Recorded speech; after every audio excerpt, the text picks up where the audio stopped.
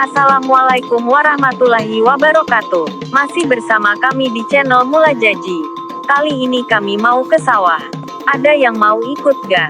Aku mau mancing belut loh. Bukan mancing emosi, apalagi mancing-mancing kamu. Dalam dunia mancing-memancing sangat diperlukan yang namanya kesabaran.